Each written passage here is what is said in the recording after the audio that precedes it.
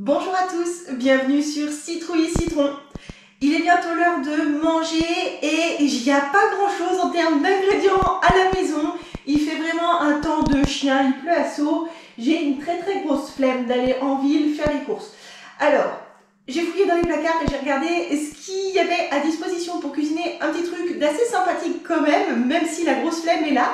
J'ai trouvé au congélateur des lardons parce qu'on achète généralement des gros morceaux de lard chez le boucher, on les découpe en lardons et on les garde au congélateur de façon à avoir toujours cette roue de secours indispensable à un bon Vosgien.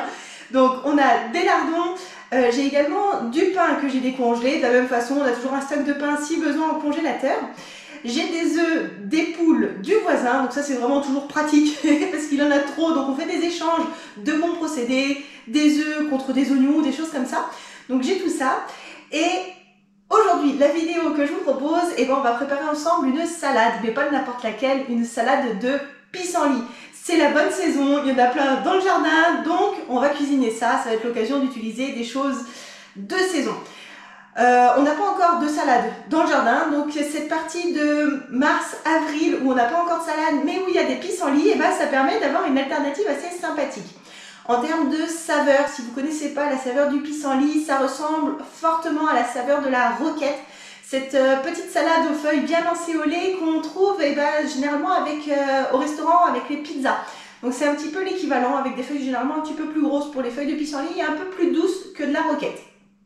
Je suppose que vous savez tous à quoi ressemble un pissenlit, notamment quand il est fleuri avec ses belles fleurs jaunes. Sauf que pour faire une salade de pissenlit, il va falloir les cueillir avant que les fleurs n'apparaissent. Vous ne tomberez pas malade si vous mangez des pissenlits avec des fleurs, notamment la fleur de pissenlit est comestible, mais les feuilles seront beaucoup plus amères, donc ce sera vraiment moins sympathique. Donc la saison là de tout début de printemps, voire fin d'hiver, c'est la saison idéale si vous voulez aller faire des cueillettes de pissenlit. Moi, je ne vais pas trop me compliquer l'affaire. On en a plein dans l'herbe, vu comme on laisse la nature faire sa place au niveau des pelouses. Donc, on va aller cueillir ensemble quelques pissenlits non fleuris. Si vous avez un jardin, donc allez voir, il y a des chances quand même qu'il y ait quelques pissenlits à droite à gauche qui se promènent si vous laissez faire un petit peu la nature. Si vous n'avez pas la chance d'avoir un potager ou si vous n'avez pas la chance d'avoir des pissenlits dans votre pelouse, vous pouvez aller cueillir des pissenlits. C'est ce qu'on faisait quand on était petit, donc moi ça me rappelle des souvenirs d'enfance, ces salades de pissenlit. Si vous voulez aller les cueillir, alors je vous déconseille fortement d'aller les cueillir le long des routes, tout simplement parce que les caniveaux déjà, on trouve un certain nombre malheureusement de saletés, donc des détritus et tout ça, du coup évitez les caniveaux et en plus au niveau des caniveaux, on va récupérer toutes les particules d'usure de pneus, éventuellement un peu d'essence, etc. Donc c'est vraiment crado. Donc n'y allez pas au niveau des caniveaux. Et de toute façon générale au niveau des routes. Également, évitez peut-être les bordures de champs de céréales ou autres, des champs de blé, des champs de colza, puisqu'il y a quand même des risques de dérive quand les agriculteurs, notamment à cette saison, passent un certain nombre de produits phytosanitaires, etc. Donc évitez ces parcelles-là, sauf si vous êtes sûr que c'est des parcelles cultivées en agriculture bio. Dans ce cas, vous pouvez y aller sans trop de soucis. Le conseil, qu'est-ce qui reste en termes d'endroits où aller cueillir des pissenlits? Il y a tout le long des parcelles, des parcs où il y a de la pâture d'animaux, des choses comme ça. Il y a quand même très peu de risque d'avoir des résidus néfastes dans les pissenlits qui tapissent les talus le long de ces pâtures-là. Ou tout simplement le long des chemins de forêt, là vous êtes sûr qu'il n'y a pas grand monde qui passe, il y a peu d'engins motorisés, il y a peu d'animaux, il n'y a pas de produits phyto. Donc c'est ces deux endroits-là sur lesquels on peut aller faire des cueillettes de pissenlits sans trop de soucis. Donc pour faire une salade de pissenlits, c'est vraiment très simple. On va cueillir des pissenlits pour lesquels il n'y a pas de fleurs. Alors quand elles sont ouvertes, c'est facile à les reconnaître, il y a des belles fleurs jaunes, donc ça on n'en veut pas. Mais également si les fleurs, vous voyez qu'elles sont en train d'être en bouton floral, où la fleur va commencer à sortir du pissenlit, c'est déjà un peu tard. Donc restez bien sur des pissenlits où il n'y a vraiment que la tête de la salade qui est là. En termes de matériel pour la cueillette des pissenlits, si vous êtes chez vous, un simple saladier, un couteau, ça suffit. Si vous partez en balade, un sac, un couteau et c'est tout. Je ne vais pas vous emmener avec moi dans le jardin vu la pluie qui tombe. C'est un coup en mettre partout sur la caméra, ce ne sera pas l'idéal. Donc, je vous laisse 5 minutes et je reviens avec des pissenlits.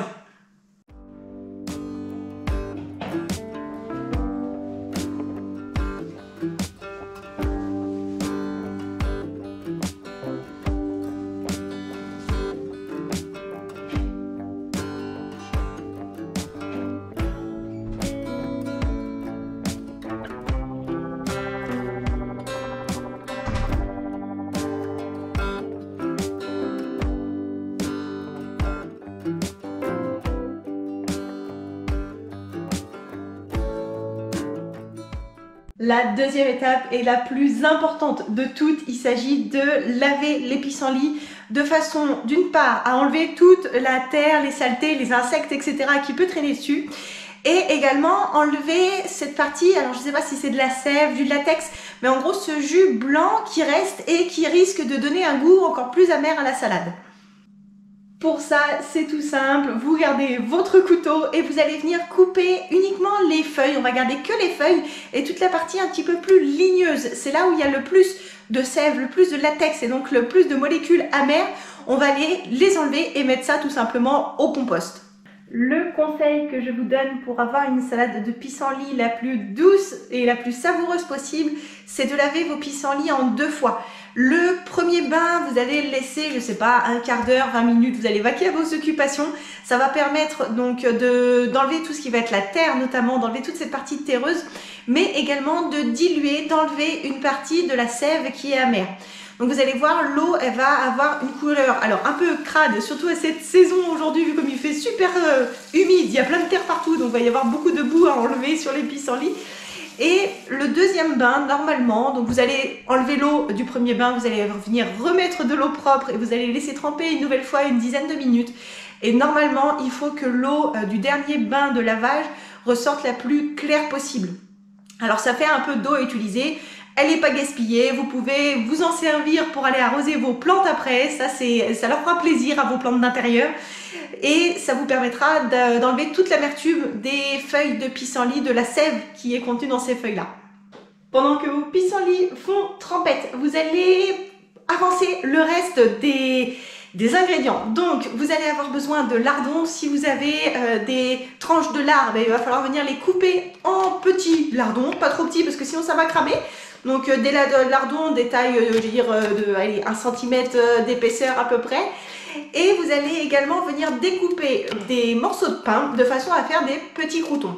Je vous invite à utiliser du pain de boulangerie ou du pain que vous auriez fait vous-même plutôt que de croûtons que vous auriez acheté au supermarché. J'ai découvert qu'on pouvait acheter des croûtons au supermarché, je trouve ça une aberration. Bref, faites vous-même vos croûtons plutôt gros de façon à avoir vraiment du croustillant dans la salade. Mais ça c'est voilà, un avis très personnel, c'est mes goûts à moi. Si vous préférez des petits croûtons vraiment croustillants à souhait, coupez-les plus petits. Moi je préfère les gros trucs. En termes d'aberration, je trouve ça tellement hallucinant. En allant sur des marchés, je me suis rendu compte que on pouvait acheter des pissenlits à je ne sais plus combien d'euros le kilo et je trouve ça dingue de voir, c'est qu'il y a des consommateurs, mais ne vous embêtez pas, les pissenlits, vous pouvez les trouver tout simplement dans la nature, c'est l'occasion de faire une belle balade sous la pluie ou sous le soleil, mais voilà, ça fait partie des petites choses que vous pouvez aller glaner dans la nature de façon complètement gratuite. Quand on dit que l'alimentation coûte trop cher, ça peut faire partie des petites choses du quotidien pour changer les recettes qu'on utilise chez soi.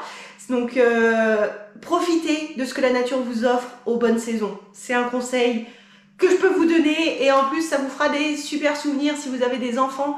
Voilà, moi je garde vraiment des très beaux souvenirs de ces balades à la campagne avec un panier pour aller ramasser ses pissenlits, ramasser des noix, etc. Alors c'est pas la même saison, hein, mais toute cette partie de cueillette et de promenade, c'est ça qui fait les enfances joyeuses. Pendant que les pissenlits prennent leur deuxième bain, on passe à l'étape suivante, ça va être de préparer la vinaigrette si vous n'en avez pas déjà de prête. De mon côté, j'ai toujours ma petite réserve de vinaigrette prête à l'emploi. Et ensuite, une fois que votre vinaigrette est prête, on va pouvoir commencer à faire rissoler les lardons pour avoir des super lardons bien croustillants. Concernant la cuisson des lardons, à vous de décider quelle cuisson est-ce que vous voulez. Est-ce que vous voulez encore tendre ou croustillant? Pour les salades de pissenlit, ma préférence va au lardon croustillant, mais libre à vous de choisir. Dans tous les cas, j'ai mis de l'huile de tournesol dans la poêle pour faire cuire les lardons, tout simplement parce qu'on va avoir besoin d'un peu de graisse en plus de la graisse du lard pour venir faire cuire nos croûtons. Dès que vos lardons commencent à être un petit peu cuits, alors l'idée c'est de ne pas les faire cuire complètement avant d'ajouter les croûtons.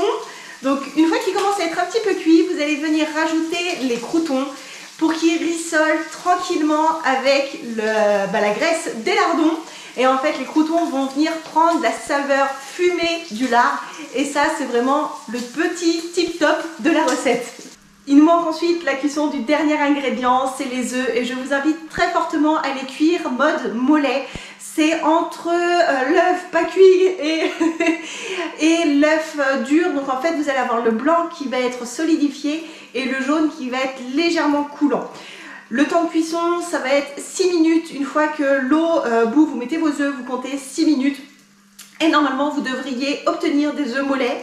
Si vous n'êtes pas fan du jaune coulant, et ben vous pouvez tout à fait laisser cuire plus longtemps, 9-10 minutes, de façon à obtenir des œufs durs. Tout simplement, c'est possible. Pendant que vos œufs sont en train de cuire, vous allez ensuite venir essorer les pissenlits. Normalement, ils sont propres, l'eau, elle est censée ressortir claire.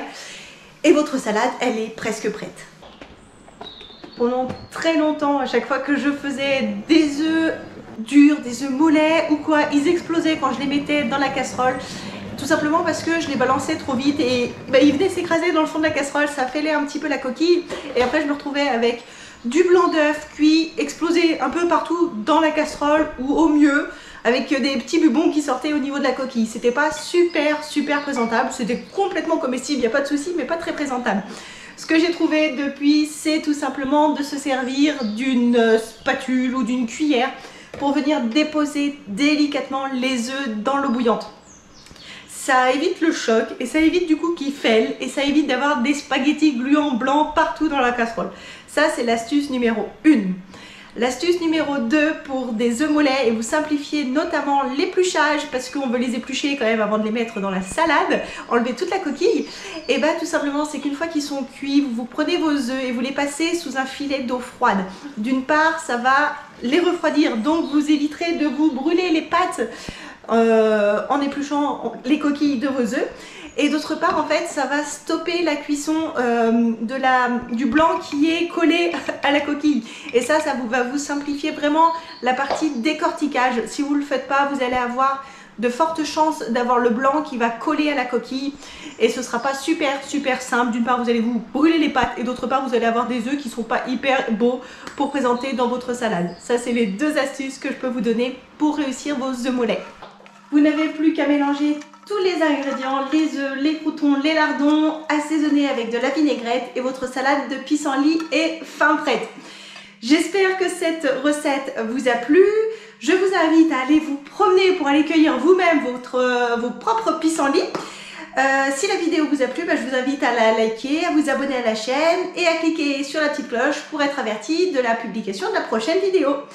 Je vous remercie et je vous dis à très bientôt sur Citrouille et Citron.